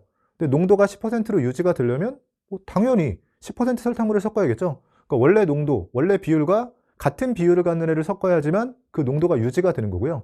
만약에 10% 설탕물에 더 고농도 용액을 섞었다면 당연히 농도는 진해지는 쪽으로, 10% 설탕물에 10%보다 작은 저농도 용액을 섞었다면 농도가 묽어지는 쪽으로 움직이게 될 겁니다. 얘도 비슷한 거예요. 여러분이 너무 수식적으로만 접근하지 마시고 좀 직관적으로 생각해 보시면 여기 압력을 모른다라고 생각하고요. C가 1.5atm인데 콕을 열어서 두 기체가 그냥 섞인다라고 해볼게요. 근데 여러분 콕을 열었을 때 전체 압력이 1.5atm으로 콕을 열기 전과 그대로 유지가 되려면 당연히 이쪽도 1.5atm이겠죠. 지금은 압력을 그냥 사실 기체에서 압력은 농도, 온도가 일정할 때는 농도 개념이기 때문에 농도처럼 생각해 보시면 처음 압력을 콕을 열어도 그대로 유지하려면 이 섞이는 애도 1.5atm을 유지하고 있어야 됩니다. 뭐 이런 거 생각해 보시면 돼요. 교실에서 교실이 1atm인데 교실 창문을 연다라고 해서 압력이 바뀌지 않잖아요. 계속 1atm 유지가 되는 건 교실도 1atm, 창문 밖도 1atm이기 때문에 그래요. 만약에 창문 밖이 압력이 높거나 창문 밖이 압력이 1atm보다 낮은 상황이라면 상황이 달라지겠지만 같은 압력이라면 안 바뀌는 거죠. 그래서 1.5라면 여기도 1.5라면 열었을 때 안 바뀔 텐데 1.5보다 작거나 큰 상황이라면 열었을 때 꼭지를 열었을 때 전체 압력이 바뀔 테고요. 지금은 그래서 이 아이템이면 꼭지를 열었을 때 C 입장에서 또는 왼쪽 입장에서 생각해 보면 자기보다 더 높은 압력과 섞이는 거기 때문에 전체 압력은 1.5atm보다 커집니다. 같은 이유로 오른쪽 비기체 입장에선 2atm이죠. 꼭지를 열었을 때 여기도 2atm이라면 유지가 되겠지만 이번엔 여기가 1.5atm, 2atm보다 작은 것과 섞이기 때문에 2atm보다 작은 쪽으로 움직이게 돼요. 그래서 전체 압력은 보나마나 여기 부피와 무관하게 1.5와 2 사이가 됩니다. 그럼 이때 부피가 결정을 하는 건 뭐냐면 1.5와 2 사이에 어디로 갈 거냐, 이 정도는 결정하겠죠. 뭐 이것도 약간 직관적으로 생각해 보시면 사실 반반 섞이는 상황이라면, 즉 부피가 같은 상황이라면 1.5와 2 사이에 딱 중간으로 가겠지만 뭐 지금 그림만 봐도 왼쪽이 좀 더 큰 상황인 것처럼 보이는데요. 우리가 뭐 내분으로 평균값 구할 때 많이 얘기하는 거죠. 기본적으로 부피비가 몇 대 몇이라는 게 나오면 많은 쪽에 가까운 값으로 평균값이 구해지게 됩니다. 그래서 지금은 1.5와 2를 섞는다라고 했을 때에는 1.5와 2 사이의 압력을 가져야 되기 때문에 1.4가 바로 탈락이고 1.6atm이라는 걸 알 수 있어요. 이걸 뭐 1.4와 1.6을 두고 계산을 해서 둘 중에 모순이 나오는 쪽이 어느 쪽이냐 이렇게 판단할 수도 있겠지만 요런 정도의 뭐 직관적인 해석은 여러분 연습하면 금방 되는 거니까요. 이렇게 꼭지를 열어서 두 기체가 그냥 반응 없이 혼합되는 상황에서 전체 압력을 생각했을 때는 양쪽 기체의 압력이 정해지면 그 사이로 간다라고 생각해 주시면 되고, 조금 욕심을 내보자면 그 사이에 어디로 갈 거냐의 문제는 부피의 비율이 나오고 나면 최종적으로 평균값이라고 생각할 수 있잖아요. 이 평균이 몇 대 몇의 비율로 떨어져 있는가를 생각하면서 그 내분 B가 나오게 되면 항상 많은 쪽에 가깝다라고 생각하면서 지금도 한번 계산해 볼까요? 뭐 수식적인 계산을 하지 않아도 1.5와 2 사이에 1.6이라면 1.5에 가깝죠? 즉 이쪽이 부피가 컸던 건데 0.1 차이, 여긴 0.4 차이인 거니까 1대 4 내분점으로 들어간 거죠. 그럼 부피 B는 4대 1로 들어가게 됩니다. 물론 그냥 섞였을 때 몰수가 일정하다라고 생각하면서 PV 값이 고정된다라는 생각으로 접근하셔도 돼요. 지금 V 떼고 생각하면 1.5와 2와 수직적으로 접근하면요. V를 1로 두고 생각하면 B의 PV 값이자 몰수는 2로 생각할 수 있죠. 그리고 전체 압력은 1.6인 거니까 1.6에 Y 플러스 1로 계산해서 여기서 Y를 계산하셔도 됩니다. 뭐 검산 차원에서 확인해 보면 0.1Y는 하고 들어갔을 때 1이 1.5y 넘어가면 맞죠. 0.1y는 하고 넘어갔을 때 0.4가 되면서 y가 4가 나오게 되죠. 그래서 안 했던 계산을 하려니까 저도 좀 헷갈리네요. y를 4를 이렇게 구하셔도 되고 아니면 1.6을 보면서 바로 직관적으로 4라고 해석을 해주셔도 됩니다. 그래서 이 자리가 4V로 들어가야지만 꼭지를 열었을 때 초기 압력이 1.6atm을 만족할 수 있는 거고요. 이건 물론 초기 압력이고 이 상태에서 반응을 하겠지만 어차피 기체 분자수 변화가 없는 반응이기 때문에 이 전체 압력은 그대로 유지되면서 주어진 조건을 만족하게 될 겁니다. 어느 정도 해석을 한 것 같은데 문제에서 묻는 것들만 정리해 볼게요. x는 2가 아니라 3으로 들어가야 되고요. y는 4가 되는 게 맞습니다. 디귿번은 다과정 후에 2의 부분 압력이 5분의 1atm, 0.2atm이냐라고 묻고 있는데 2의 부분 압력을 구해야 되는데요. 뭐 여기에서도 마찬가지로 꼭지를 열고 나면 부피는 어차피 5V로 일정한 상황인 거니까요. 꼭지를 열고 그냥 압력으로 바로 계산을 해볼게요. 이때 꼭지를 열면 B와 C에 대해서는 V를 1로 두면서 잠깐 생각을 해보면 몰수로는 PV 값을 몰수처럼 생각했을 때 6과 2인 거니까 1대1로 반응한다라고 했을 때 2를 찾으려면 한 개 반응물이 필요한데 B와 C 중에서 적은 쪽이 B예요. 그래서 뭐 둘 다 계산해도 되지만 저는 B만 생각해 보면 꼭지를 열면 부피가 5V 상황에서 부피가 5배가 되니까 압력은 5분의 1로 줄겠죠. 그럼 B의 압력은 0.4atm이 되고요. 이 0.4atm에서 C는 그것보다 많은 거니까 B가 한 개 반응물로 0.4atm만큼 반응하는 거고 개수를 고려하면 2배 생성이 돼야 되니까 E는 0.8atm만큼 생성이 되는 겁니다. 뭐 앞에서의 계산도 그렇지만 꼭지를 열고 나면 부피가 고정이기 때문에 우리가 온도와 부피가 고정일 때는 압력으로 양적인 계산을 할 수 있죠. 제가 그 방식을 택한 거고요. PV를 이용한 계산도 익숙하신 분들은 PV를 이용한 계산을 해도 동일한 결과를 얻으실 수 있을 거예요. 최종적으로 E는 0.8atm이 되면서 5분의 1atm이 아니라 5분의 4atm 또는 0.8atm으로 들어가야 돼요. 디귿 틀린 보기가 되고 니은번만 맞는 보기가 되네요. 보기들 중에서는 답 2번으로 내주시면 됩니다. 19번 문제 보시면요. 약염기 B의 이온화 반응식과 25도씨에서의 이온화 상수 KB를 나타내고 있고요. 혼합수의 가부터 다에 대한 자료라고 주어져 있습니다. 혼합전 수행액의 부피가 제시되어 있고 일부는 농도도 주고 있으니까요. 농도와 부피를 곱하면 밀리몰 단위의 몰수가 되겠죠. 저는 부피 위쪽으로 표현을 해볼게요. 위쪽에 몰수를 넣으면서 생각할 수 있을 것 같고, 미리 좀 정리해보면 0.1몰 농도짜리는 3과 6과 6으로 들어가게 되고요. 0.05몰 농도, 20분의 1몰 농도인 거니까 20분의 1을 곱했다라고 생각하면, 또는 20으로 나눠졌다라고 생각하면 2가 되고 5가 되고 9로 들어가게 됩니다. 오른쪽 자료는 일단 이 첫 번째 자료는 약염기의 반응은 결국 약염기나 약산의 반응은 없어지는 게 아니라 바뀌는 반응이라고 했잖아요. 이 약염기가 처음에 3mm몰 있었으니까 3mm몰을 둘이 나눠 갖고 있는 건데, 지금 분수 형태의 자료인 거니까 분수 형태로 표현을 해보면 1대 5의 비율로 나눠 가지고 있어야 돼요. 근데 1과 5라고 하면 더해서 6. 근데 지금은 더해서 3을 만족해야 되니까 2분의 1배에서 0.5mm몰과, 지금 농도 비이지만 저는 몰수를 생각하는 거예요. 같은 수액에서는 몰수비가 그대로 농도비죠. 농도비로 5배이면 몰수로도 5배 차이가 나야 되는데, 3을 1대5로 나눠 갖는 건 0.5와 2.5로 나눠 갖는 상황이 됩니다. 그러면 약염기 B 입장에서 생각해 보면 BH 플러스로 0.5만큼 바뀐 거니까요. 약염기가 BH 플러스인 짝산으로 바뀌려면 강산이 들어가서 반응을 해야 되죠. HCl이 0.5만큼 반응했다는 거고, HCl은 2만큼 들어가는데 왜 0.5만 반응한 거냐? 지금 NaOH랑 같이 들어가면서 사실 둘이 먼저 반응을 하고요. 강산 강염기가 반응하고 남은 게 0.5였다라고 알려주는 거죠. 즉, 이 자리가 1.5가 들어가야지만 둘이 1.5만큼 반응해서 H 플러스와 OH 마이너스는 물이 되는 거고요. 남은 H 플러스, 남은 강산 0.5가 요 약염기 B와 반응해서 원래 전체가 3이었는데 0.5만큼 이렇게 아래쪽으로 바꿨다라고 생각할 수 있는 겁니다. 그럼 이 자리가 찾아지면서 X를 구한 거래요. 지금 여기도 20분의 1인 거니까 이 X도 HCl과 마찬가지로 0.05몰 농도 상황이 되고요. 이 자리도 그러면 다 채울 수 있는 거죠. 이렇게 채워지는 상황이 됩니다. 여기는 H 플러스와 OH 마이너스의 농도 B가 주어져 있는데, 이 자료는 화학원에서는 워낙 자주 나오는 자료이기 때문에 화학원을 공부하신 분들은 좀 편하게 찾으셨을 거예요. 정말로 여러 가지 방식이 있는데요. 가장 기본적인 방식은 pOH와 pH라고 생각하면서 우리가 P스케일로 pOH, pH처럼 생각해주면 pH와 pOH는 더해서 25도씨 기준으로 14인 거죠. 그럼 더해서 14가 되기 위해서는 중성이라면 둘 다 7인 거고요.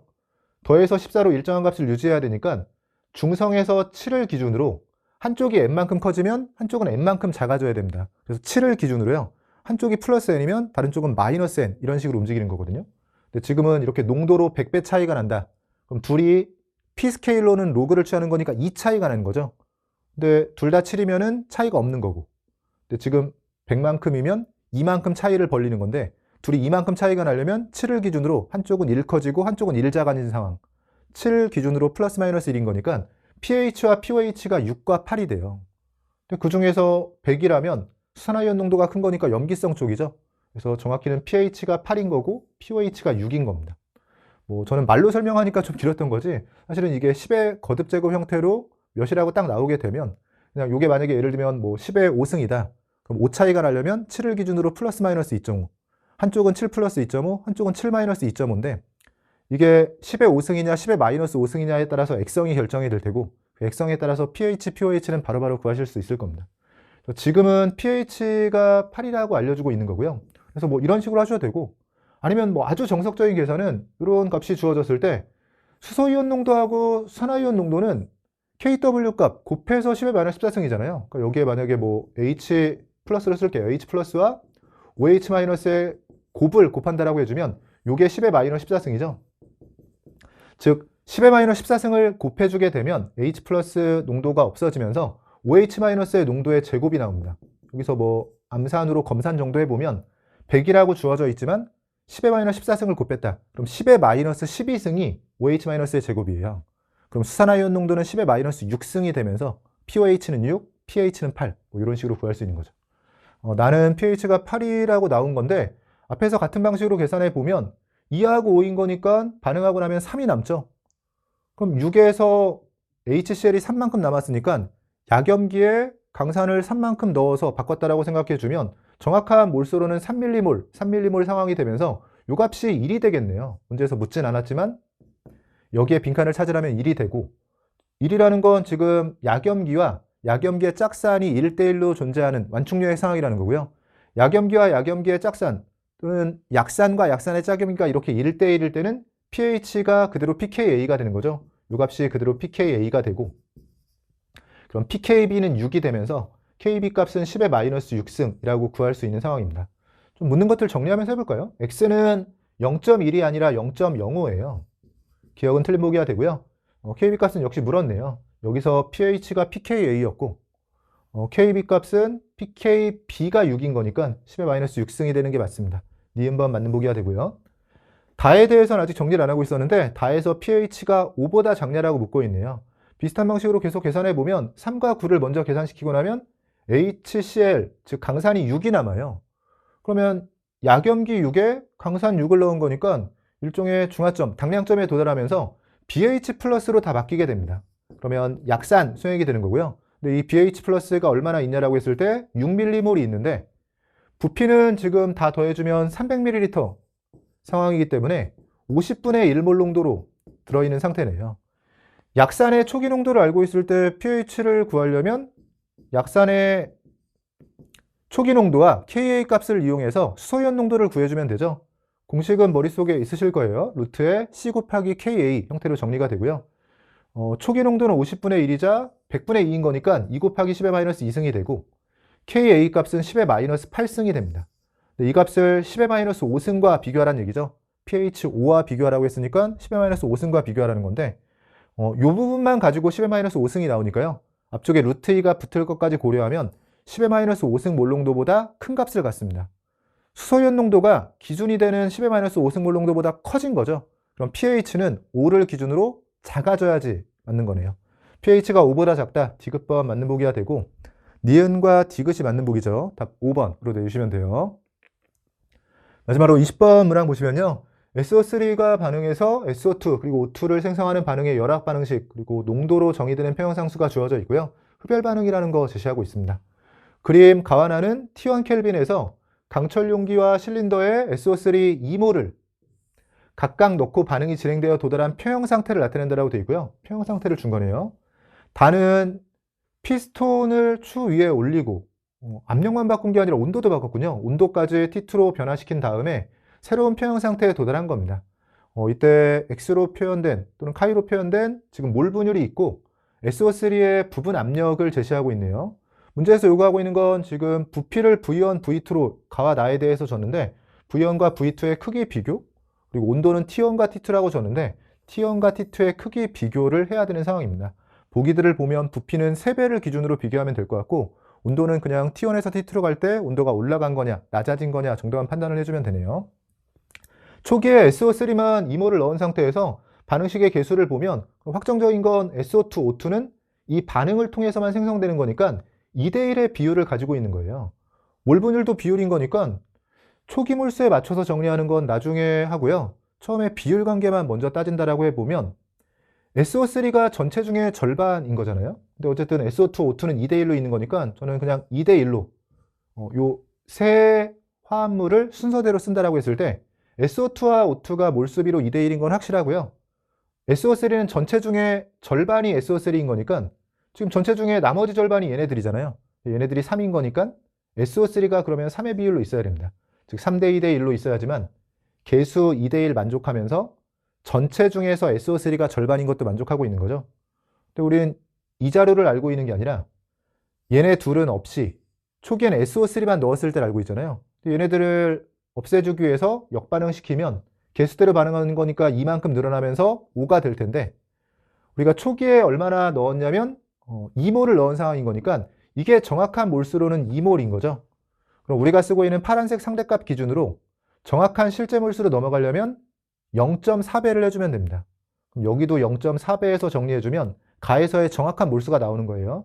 저는 그냥 이 순서대로 0.4배 해줬다라고 해주면 0.4배에서 1.2몰, 0.8몰, 0.4몰이 됩니다. 그러면 가의 평형 상태에 존재하는 정확한 몰수를 다 구할 수 있는 상황이고요. 비슷한 방식으로 여기도 해볼게요. 전체 압력이 1기압일 때 부분 압력을 줬는데 전체 압력 곱하기 몰 분율이 부분 압력인 거니까 앞에서와 똑같은 방식으로 해석해주면 되겠죠. SO3의 몰 분율이 0.4인 겁니다. 그럼 얘도 처음엔 비율 관계만 찾아보면 얘네 둘이 2대 1인 거 확정이고 다만 이번에는 SO3가 몰 분율이 0.4면 나머지를 합한 건 0.6이에요. 아까는 0.5였으니까 반이다라고 했는데 이번엔 이 자리를 잠깐 빈칸으로 뒀을 때 얘하고 얘네 둘의 합은 0.4와 0.6인 거니까 2대 3입니다. 2대 3, 마침 3인 거니까 여기가 2라는 거고요. 아까랑 같은 방식으로 얘네들이 없을 때, 즉 SO3만 처음 있는 상황으로 바꿔오면 이번엔 4가 되고 4가 이번엔 2몰, 둘 다 처음에 2몰로 시작했으니까요. 보라색으로 표현한 상대값을 실제 몰수로 바꿔주려면 2분의 1배, 0.5배만 해주면 됩니다. 0.5배에서 정확한 몰수를 써주면 1몰, 1몰, 0.5몰이네요. 그럼 둘 다 평형 상태인 거니까 몰수 나왔고, 그러면 평형상수가 같다는 걸 이용하면 부피에 대한 비율이 나오겠네요. 그럼 몰수가 있고 부피가 있을 때 평형상수 계산하는 거 많이 했었죠? 일단 몰수로 평형상수 계산하듯이 해주고요. 부피에 대해서는 지금 반응물 쪽의 기체분자수가 2고 생성물 쪽의 기체분자수가 3인 거니까 부피가 분모 쪽으로 하나 들어가야겠네요.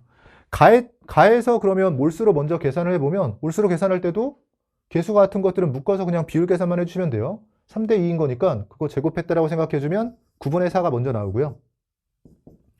몰수 O2의 몰수 정확히 0.3몰이자 5분의 2는 써주고 부피 하나가 분모로 들어가야 되니까 V1이 분모로 들어가게 됩니다. 이렇게 계산해 준 게 일단 몰수로 먼저 계산해 주고 부피 자리만 잡아준 거고요. 나에서의 평형상수를 써보면 같은 방식으로 몰수로 계산한다면 1은 빼고 0.5, 2분의 1만 잘 써주면 되겠네요. 여기에 부피가 분모로 한번 들어가야 되니까 V2가 분모로 들어가면서 이렇게 계산이 되죠. 지금은 약분할 것도 없네요. 그냥 그대로 V1분의 V2는 하고 정리해보면요. V1과 V2에 대한 비율이 45가 넘어가게 되고 2와 8을 곱해주면 16이 되면서 V1과 V2는 16대 45가 됩니다. 그러면 기억은 해결한 거죠. 16을 3배하면 48, V2보다 커지기 때문에 3V1이 V2보다 크다로 들어가야 돼요. 3V1이 V2보다 크다. 4번과 5번 중에서 답을 골라줘야 되고요.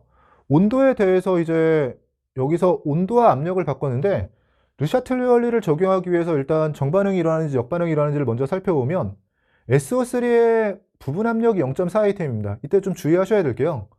여기서 부분 압력 0.4를 그대로 몰 분율로 봤던 건 전체 압력 1아이템이기 때문에 우리가 부분 압력은 전체 압력 곱하기 몰 분율이잖아요. 근데 전체 압력 1인 거니까 부분 압력이자 이게 몰 분율이었는데 추를 올려서 전체 압력이 커졌죠. 그런데도 부분 압력이 0.4라는 건 SO3의 몰 분율은 오른쪽으로 가면서 감소했다는 겁니다.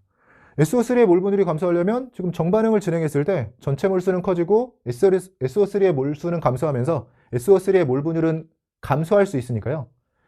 SO3의 몰 분율이 감소하는 건 정반응이 진행됐다는 거고 그러면 넘어가면서 여기서 정반응이 진행된 건 우리가 찾아낸 거예요. 어차피 온도의 대소가 필요한 거지 양적인 계산을 할 필요는 없으니까요. 물론 전체 압력을 알지 못해서 양적인 계산이 안 되기도 하지만 그냥 대소 관계만 판단한 거고요. 그러면 정반응이 진행됐다는 걸 알아내고 나면 원래라면 이렇게 둘을 바꿨기 때문에 바로 르샤틀레 원리를 적용하기 어려운데 지금은 온도 변화에 대해서 확신할 수 있는 상황이 된 게요. 기체 분자수 변화를 봤을 때 우리가 압력을 높여서 이렇게 부피가 줄어들게 되면 기체 분자수가 감소하는 쪽으로 반응을 진행해야 되니까요.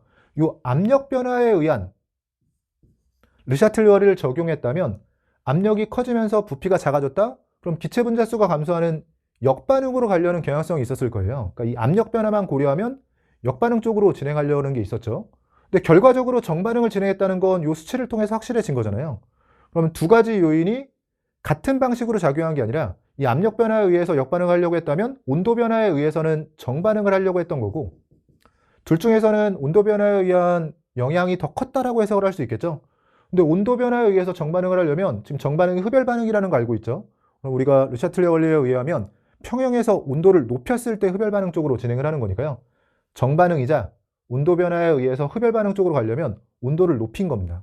만약에 온도를 낮췄으면 온도로도 역반응, 압력으로도 역반응, 무조건 역반응을 했을 거예요.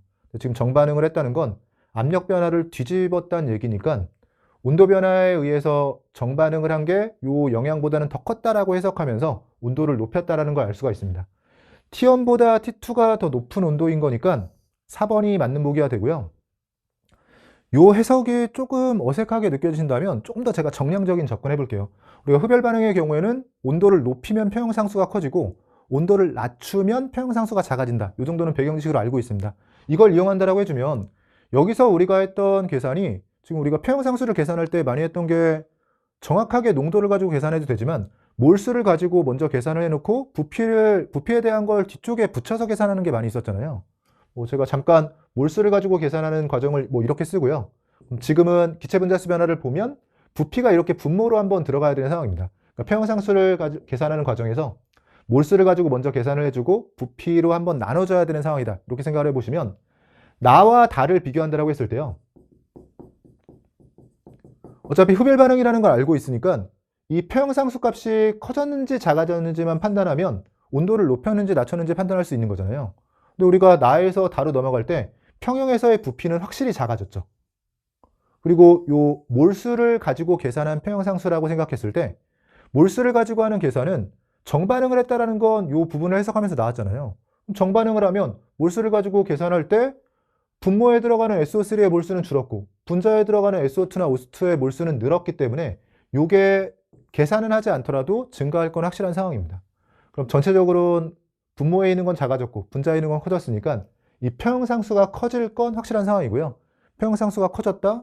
흡열 반응은 평형상수가 커지는 쪽이 온도가 높아지는 쪽이기 때문에 T1보다 T2가 온도가 높다. 이런 방식의 해석도 가능한 상황입니다.